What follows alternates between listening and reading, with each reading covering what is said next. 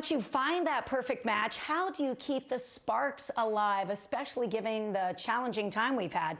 Well, I recently spoke with relationship experts Howard and Danielle Taylor about staying connected in this new year. Take a look. Thank you both so much for being here. I know anyone who's part of a couple is perking up as we speak. And typically we go into a new year with hope and aspirations, our goals. Why do you think it's the perfect time for couples, especially, to reset? The new year, like you mentioned, is a time of refreshing, and mentally for people, they want to refocus, they want to recharge, they want to bring the new energy into the new year. They don't want to bring any negative patterns or experiences from the past. And so the new year gives them the opportunity to start fresh with their goals and expectations for their relationship. Absolutely.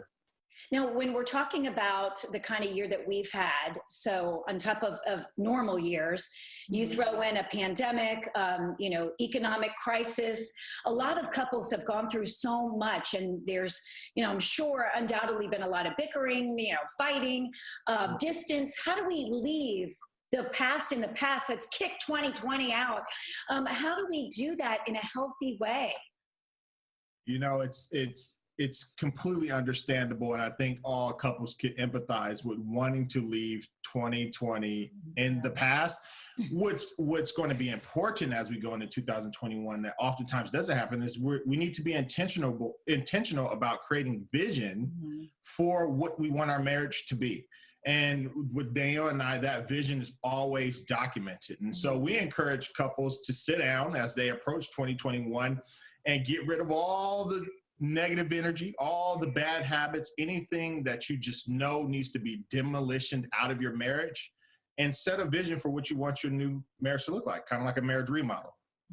Oh, I love that. It's a remodel. I always like to say, get a mission statement. If you don't like the word resolution, maybe get a mission statement for your family or your marriage. But I love the remodel idea. You talk about intentions. That's just a word. It's just a concept to so many people. Help us really define that. What else do you mean besides maybe writing it down? Sure.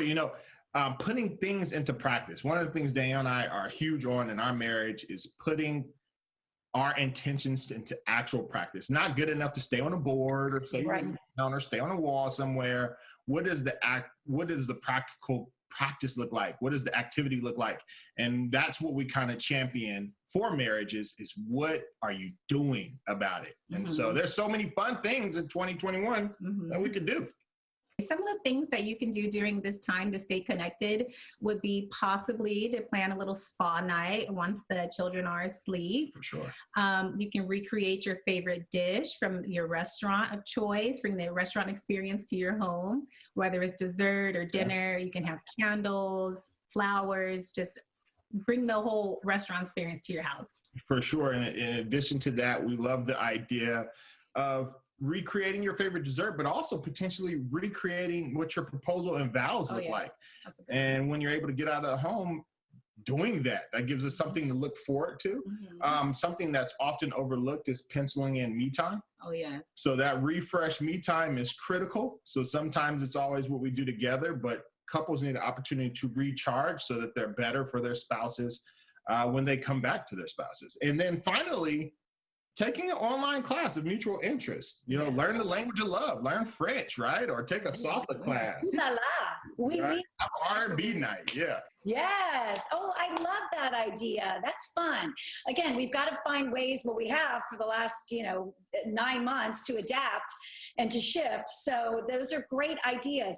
Now, one of the things that we have had some issues with during this pandemic is parenting, because I feel like I'm the one who's the nagger, and then he tells me, then he kind of is a, what do you call it, Monday morning quarterback? Is that the right expression, Howard? And so I find that we're not on the right page now during this really critical time. So tell me how we get on the right page in this new year.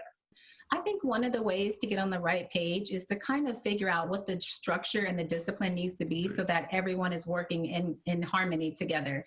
What are our roles going to be, and how are we going to stay in those respective roles so that we're not stepping on each other's toes and getting in each other's way, since we're, like you mentioned, working from home and monitoring virtual school as we all are.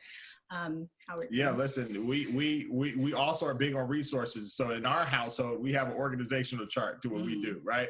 And that organizational chart may note Danielle or I in particular roles. Maybe one person's the chief parental advisor as it pertains to school, and maybe another person is the chief advisor as it pertains to chores. Right. But those defined roles in our household organizational chart allows us not to step on each other's toes. It gives the other person empowerment to be the best person they are in their particular role, especially as it pertains to children. So we kind of divide and conquer when it comes down to our kids, but we ensure that in front of our kids, we're always a united front. We never understand in front of them, and we handle whatever disagreement or something that went wrong behind closed doors without them present. Oh, it's hard. I'm Italian. I sound like I'm yelling even when I'm talking, but that is great advice. Such good advice. It's so easy to talk to you. I feel like I just had a therapy session. Thank you. Thank you so much. And listen, Happy New Year to you both. We appreciate your tips. Happy New Year. Happy New Year. Thank you so much. Thank you. And you can find out more great advice from Howard and Danielle on their IG page. It's called Marriage on Deck. I love that.